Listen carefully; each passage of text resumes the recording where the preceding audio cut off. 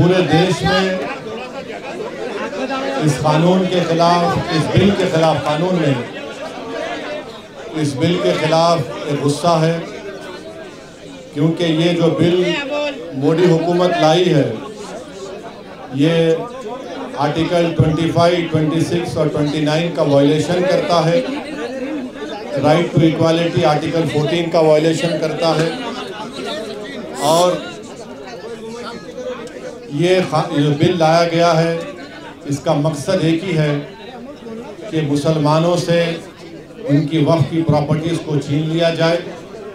और इस तरह का कोई बिल हिंदू एंडोमेंट के बारे में या गुरुद्वारा प्रबंधक कमेटी के बारे में या फिर ईसाइयों के बारे में नहीं लाया जाता, सिर्फ मुसलमानों के लाकर। इसका मकसद एक ही है कि भारत के मुसलमानों की जो वक्फ की प्रॉपर्टीज़ है, जिसको सरकारी प्रॉपर्टी नहीं है, गवर्नमेंट प्रॉपर्टी नहीं है, वो एक प्राइवेट प्रॉपर्टी है, जिसको मुस्लिम समाज के हमारे बुजुर्गों ने अल्लाह के नाम पर इसको वक्फ किया है, चैरिटी के लिए, विडोज़ के लिए, कुरान की तालीम के लिए, कब्रस्तानों को दिया।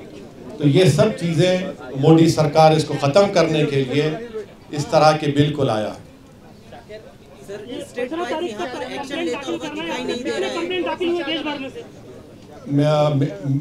मीडिया रिपोर्ट्स ही आ रही है कि कोई एक मीडिया रिपोर्ट है कि 4 लाख, कोई कह रहा है 8 लाख। तो 15 सितंबर तक टाइम है। मैं उन तमाम भारत के नागरिकों से अपील कर रहा हूं कि जो भारत की खूबसूरती है उसका भाईचारा है, और हमारे देश में हर एक को अपने मज़हब पर चलने की इजाज़त है। ये बिल इन तमाम चीज़ों को ख़त्म करना चाहता है।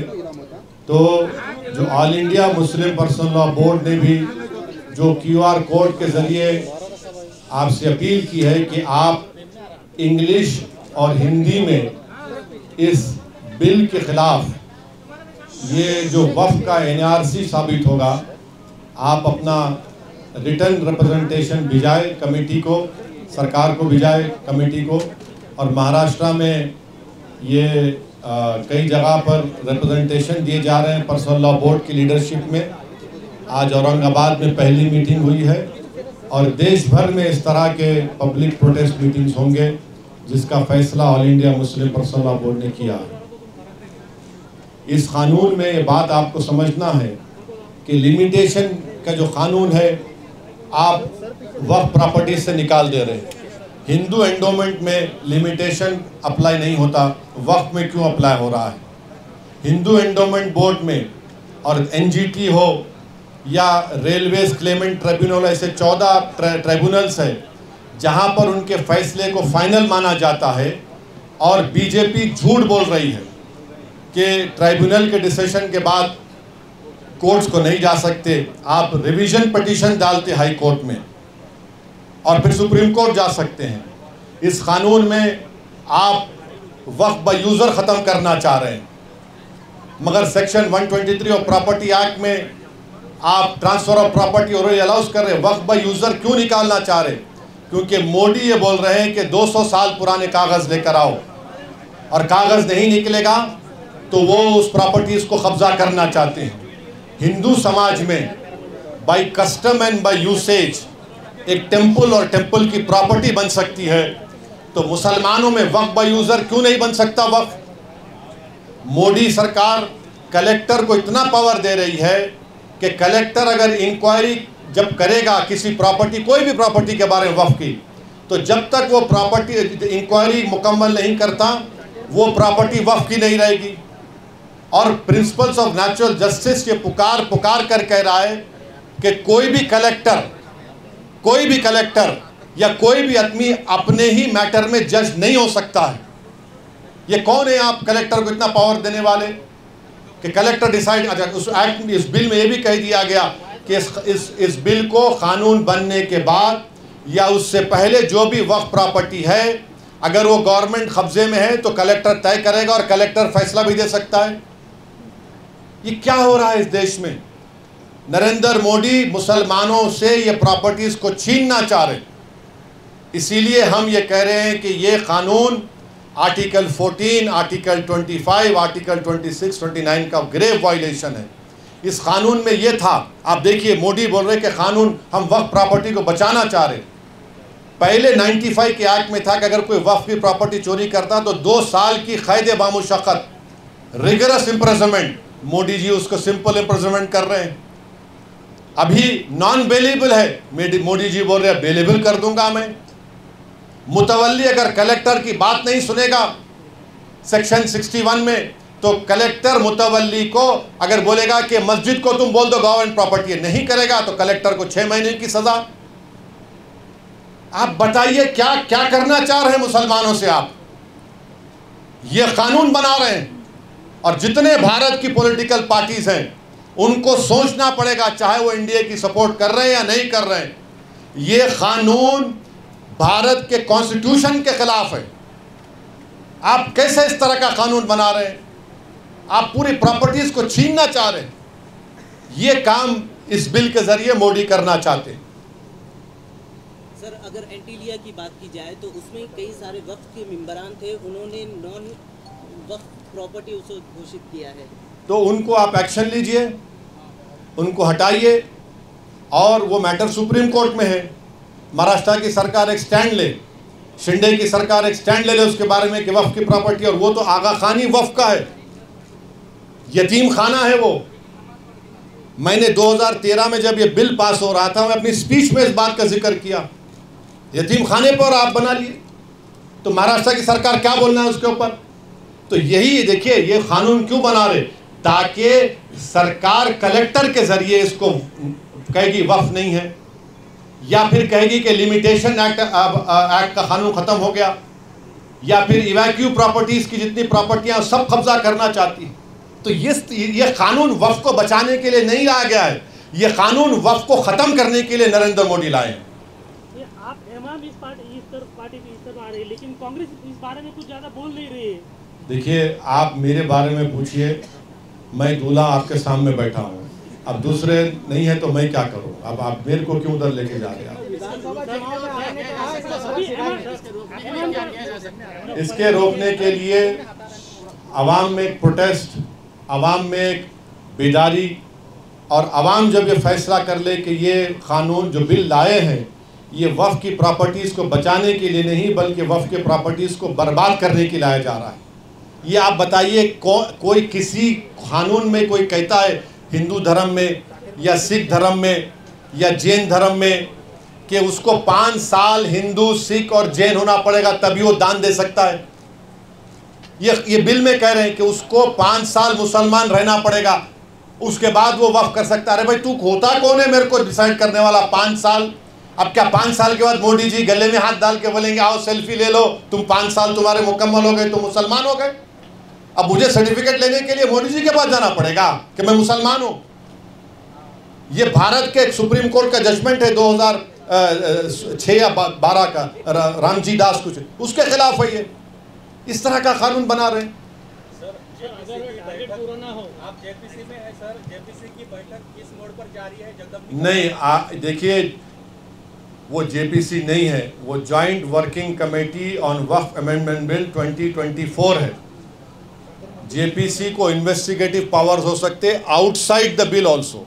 ये वर्किंग कमेटी खाली बिल के ऊपर है, और उस वर्किंग कमेटी में क्या हो रहा है हम पब्लिकली नहीं बोल सकते, कोई भी नहीं बोल सकता, क्योंकि पार्लियामेंट के रूल्स हैं, वो कॉन्फिडेंशियल होता है। जब भी जो होगा रिपोर्ट होगा, नहीं होगा, जब उस पर बात हो सकती है, अभी नहीं हो सकता। हाँ, कहाँ पे? अरे भाई, अभी देखिए अंदर कमेटी में क्या हो रहा वो नहीं बोल सकते हम। सर, एक तरफ वक्फ का मसला है, दूसरी तरफ रामगिरी महाराज का स्टेटमेंट आपने सुना होगा, नीलेश राणे का मस्जिद में जाके। ऐसा है ना कि सत्ता के नशे में ये सब बकवास की जा रही है और गुरूर और अहंकार के मज़ाहरे किए जा रहे हैं। एक बात याद रखिए, आसमान की तरफ देखकर कोई थूकेगा ना तो थूक तुम्हारे नापाक चेहरे पे गिरेगा, आसमान पर नहीं जाता है। सर, ये क्यूआर कोड अगर 15 तारीख तक उतनी तादाद में ना आए तो डेट बढ़ सकती है क्या? नहीं मालूम वो वर्किंग कमेटी के चेयरमैन साहब ही फैसला करेंगे। और सर इसका कोई सब्स्टिट्यूट हो सकता है क्या सब्स्टिट्यूट? ऑब्जेक्शन डालने का, अगर 15 तारीख निकल जाए तो। अरे भाई, आपको ईमेल करिए, आप पोस्ट करिए, आप ईमेल भी कर सकते हैं, पोस्ट भी कर सकते, करिए ना। ये एमआईएम ने जो ऑफर किया था महाविकास आघाड़ी के साथ अलायंस करने के लिए, हाँ, इन कानून भाई आपको चिट-चैट में बोलिए। इन ये कानून अगर ना लागू किया जाए तो आप नुमाइंदों की बात कर रहे थे, कितने नुमाइंदे आप चाहते हैं विधानसभा में इन चीज़ों को रोकने के लिए, और एमआईएम की ओर से कितनी सीटें लड़ी जाएंगी जिसके ऊपर आप लगता है कि मैं आज आपके सवाल का एक पार्शल जवाब दे देता हूँ। आने वाले विधानसभा के चुनाव में पूरा ही दीजिए। सुनिए, मेरा राइट है ना, तुम तो पार्टी प्रेसिडेंट नहीं है, तुम एक चैनल के लिए काम करते, तुम अपना काम करो, मैं अपना काम करता हूँ। अब जवाब नहीं दूँ, मत दूँ। तो इस चुनाव में इम्तियाज़ जलील भी कैंडिडेट रहेंगे। इस चुनाव में इंशाअल्लाह ताला इम्तियाज़ जलील के साथ मुफ्ती इस्माइल रहेंगे, फारूक शाह रहेंगे, और हमारे शोलापुर के फारूक साहब भी रहेंगे, और हमारे मुंबई के सदर रईस लश्करिया रहेंगे। तो तुम्हारे को ये 5 नाम दे दिया मैं, ये तो कैंडिडेट रहेंगे हमारे, क्योंकि 2 तो एमएलए हैं, एक मालेगांव से और एक हमारे धुलिया से, तो ये तो रहेंगे। अब और कितने कैंडिडेट रहेंगे नहीं रहेंगे अभी तो टाइम लगेगा, देखते हैं। जिस तरह से देश जिस तरह से पूरे प्रपोजल दिया था, देखिए इम्तियाज़ जलील साहब महाराष्ट्र के मेरे अध्यक्ष हैं। उन्होंने ये ऑफ़र दिया है, उन्होंने कहा है कि हमसे बातचीत करो, और मेरे ख्याल से कोई बातचीत एक जगह पे अनऑफिशियली भी हुई। अब उनको तय करना है। अब सुनिए, अब क्रॉस क्वेश्चन मत करिए, हम तो बोल चुके, हमारा स्टैंड क्लियर कर चुके हैं, ये उनको तय करना है। अब ये आपको मैं बोल दिया ना, मैं आपका जवाब पार्शली दे चुका हूँ, मैं आपको पार्शली जवाब दे चुका हूँ। कांग्रेस के साथ हुई मीटिंग या एनसीपी के साथ हुई या शिवसेना के साथ हुई, इसके साथ इम्तियाज़ जलील सर की मीटिंग हुई जो अभी उनके साथ जाने की नहीं, मीटिंग हुई नहीं हुई, किधर हुई, कहाँ पे हुई, तुम्हारे घर में हुई या मेरे घर में हुई, अब फिर वो सब क्यों बोलना? तुम्हारे को जो जितना हमको बोलना है उतना ही बोलेंगे ना।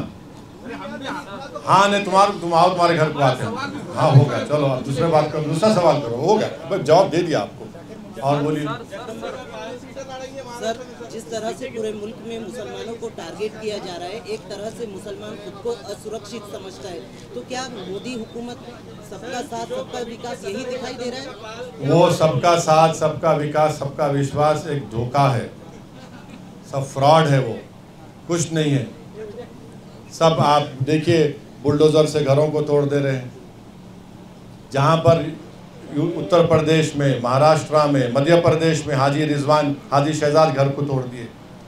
वही एक सुभान खान हरियाणा का, खम्मम तेलंगाना में है, मेवाती मुसलमान है, लेबरर है, 70% हैंडीकैप है।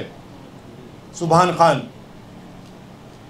बुलडोज़र चला के ये अपने जेवीसी को चलाकर 9 लोगों की जान बचा कर लाया। ये मोदी के बुलडोज़र में और सुभान खान के बुलडोज़र में फ़र्क है।